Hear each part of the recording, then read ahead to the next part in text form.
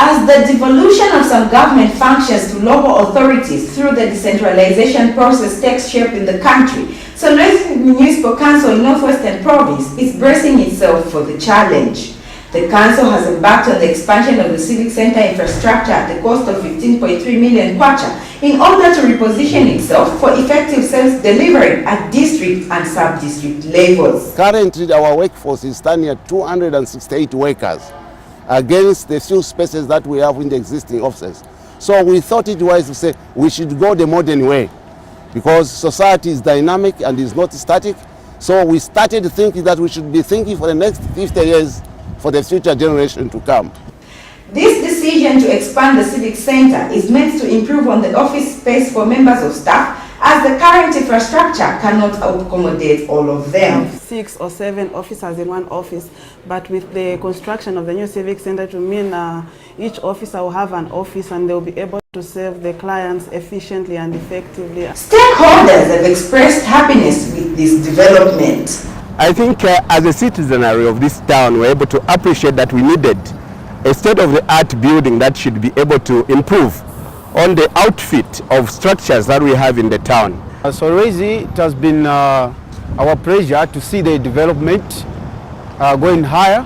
Once completed, this ultra-modern civic center will not only be the first of its kind in Northwestern Province, but will reposition the local authority for the decentralization process and add value to the face of Solwezi town. Reporting for Zanisnews, I'm Mwape Mwesa in Solwezi, Northwestern Province.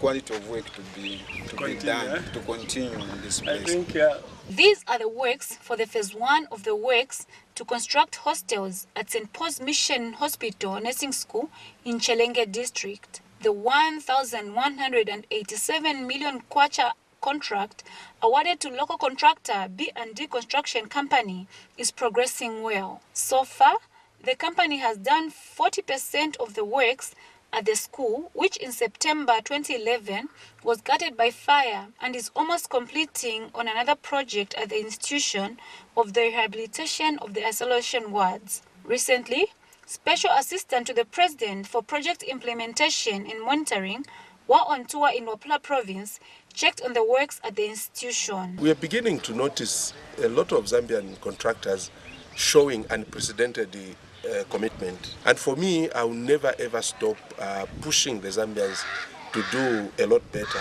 I will reluctantly push for a contract owned by a Zambian to be terminated. I would rather push that Zambian to get back on site and work harder. We will give contracts to both local contractors and foreign contractors. But obviously, if we are a local contractor delivers quality of building of this nature, we will give them preference. The Ministry of Health has implemented more projects successfully.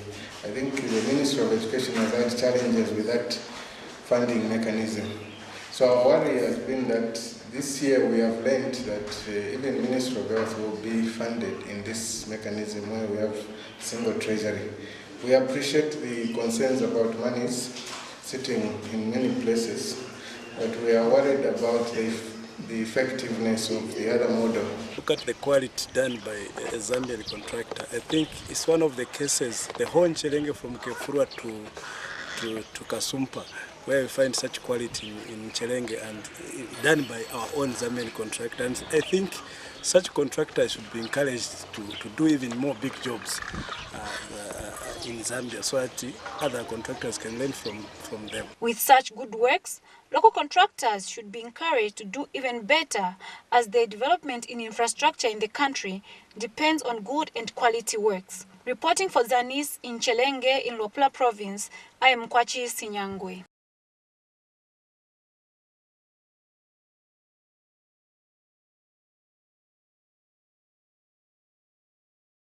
Information and Broadcasting Services Deputy Minister says government will not accept local contractors who abandon works.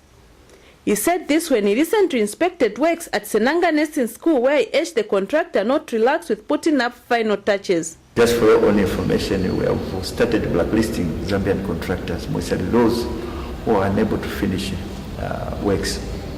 So please keep it up. This is very good work. Yeah, I'm sure it is being appreciated by the locals. There are very few instances where a contractor starts a project and then finishes the project on time. And Ethro Investment site manager said the company has managed to focus on work because of being monitored at every stage. We have reached, because it was, the inspection was done on a monthly basis, so at least we could have pushed up to a month. Each month they are inspected by the embassy. So that's how things at least worked out on us very well, because of their close monitoring, so that even if they were to fund it, they were able to inspect how far we are going. Meanwhile, Provincial Infrastructure Officer explained on how far works at the 120-bed capacity nursing school have reached. We've got a hostel block with a capacity of 40. Then we've got 2 classroom blocks. Then we also have the administration block, which is this one. Then in phase 2, we've got 5 semi-detached houses. We've got the 1 classroom block here and the skills demo in another classroom block. Then we've got again 2 hostel blocks. So in total, we are talking of 120. The construction of this nursing school will provide education and reduce on the high levels of unemployment in the province. Sifue Mwangala, reporting for Zanisnews, Senanga District, Western Province.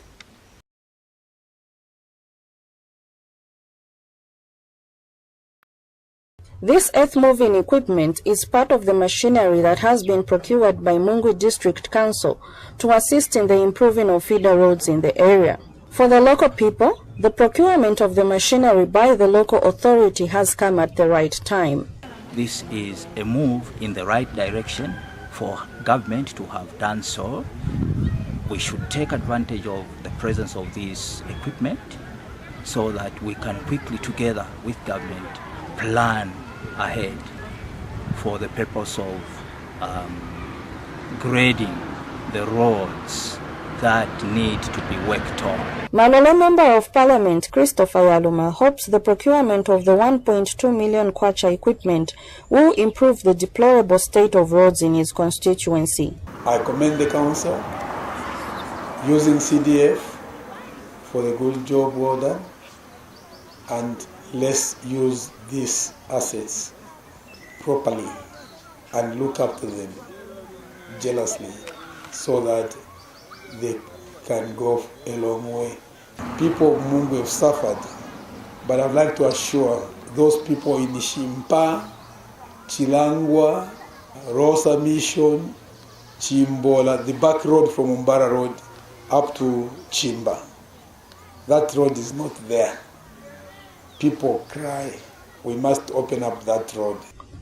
And civic leaders in Mungwi are also happy that the newly acquired machinery would help in opening up roads in the district. The planning committee will sit and see where they can begin from. I can't say they will begin in Mungwi or they begin where. It will depend on the need in those areas. Some roads are very, very bad. The proper utilization of this equipment will go a long way in ensuring a good road network in Mungwi district. I am Nkweto Mumba reporting for Zanis in Mungwi.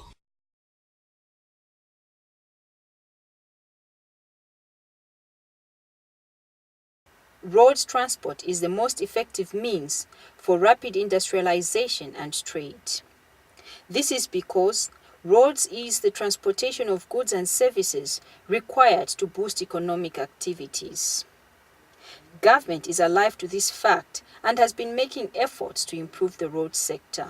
In rural areas, the Rural Roads Unit is receiving a fair share of national resources to advance feeder roads in order to improve the transportation of agro-produce to markets and inputs to farmers. In Eastern Province this year, the RRU has been allocated 18 million kwacha to reconstruct and rehabilitate 200 kilometers of roads across the province.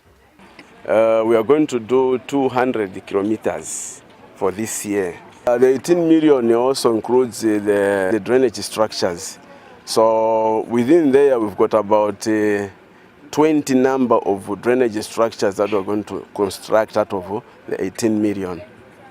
Of course, on the drainage structures alone, there is 2 million that we've actually allocated. On his familiarization tour, Provincial Permanent Secretary Chanda Kasolo inspected the 1 million kwacha Nyimba Lwembe Road, which was recently reconstructed in Nyimba district. He also inspected the Sinda Nyanje Road, which is currently under reconstruction in Sinda district.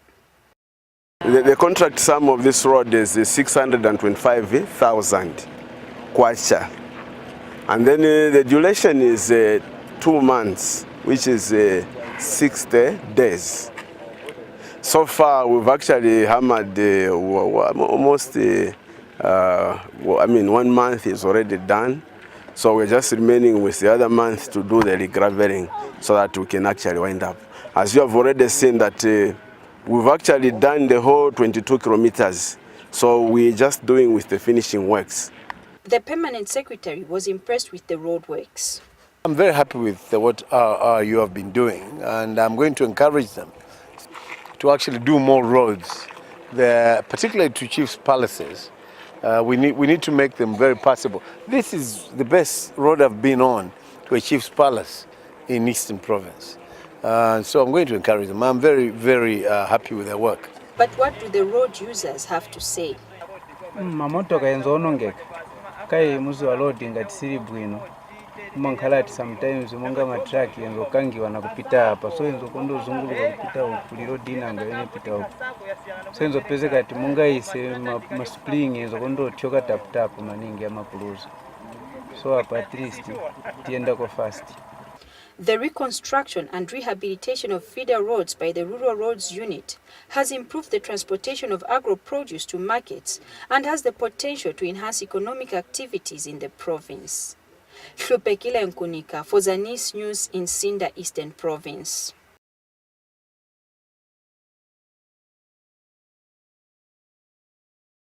The safety of pedestrians, especially school-going children, has become a serious concern on this busy Lusaka-Chilanga dual carriageway.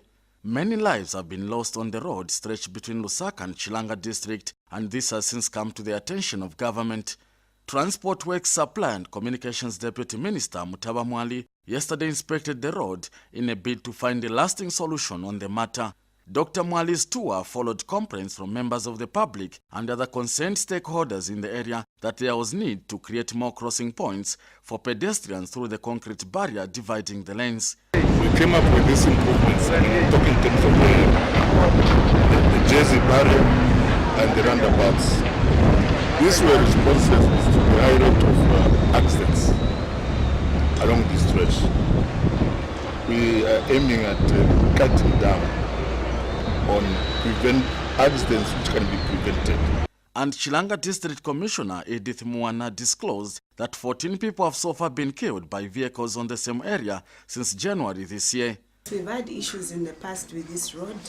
We are aware that it's a highway, and it being a highway, there are certain things that are not meant for the highway. In the past, we wrote to RDA concerning the construction of the humps. Yes, along this same road, on the same spot, we lost about 14 lives from January to date. And we are grateful that RDA were on spot and the contractor came. They've put temporary humps. Meanwhile, the Road Development Agency engineer Nicholas Mulenga disclosed that 8 pedestrian bridges have been earmarked for construction between Lusaka and Chilanga. The other plan that is on the table is to construct 8 pedestrian bridges. And the consultant is busy finalizing the designs. We will have 8 pedestrian bridges which will be constructed in this section where we've got the New Jersey barriers. And these pedestrian bridges will be friendly to the disabled as well, so that anyone can use them to cross the road safely. Mr. Mulenga, however, defended the construction of the long Jersey barriers on the road, saying it has helped in reducing accidents by reducing the unnecessary turnings and U-turns by motorists. Tony Nkoma, reporting for Zanisnews in Chilanga District.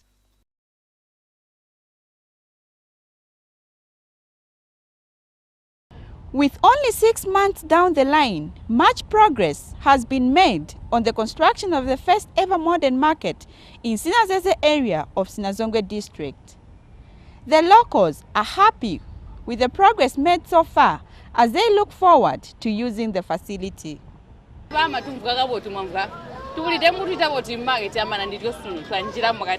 So market yakusambala kunori kubota makastoma bonse babora vanojananga hintu hirasarara.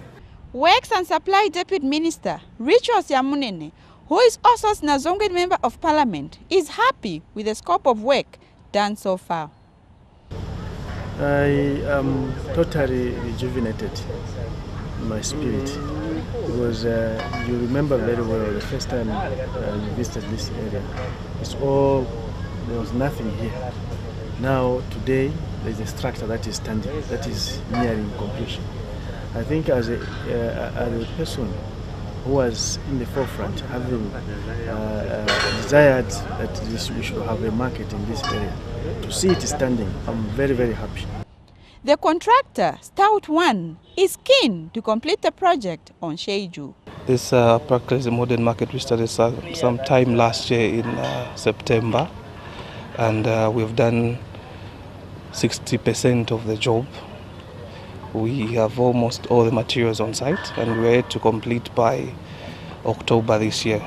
Indeed, once this project is complete, the plight of the Sinazongwe residents in terms of market infrastructure shall surely be addressed. Nchumuya Hafwiti reporting for Zanis in Sinazongwe District, Southern Province.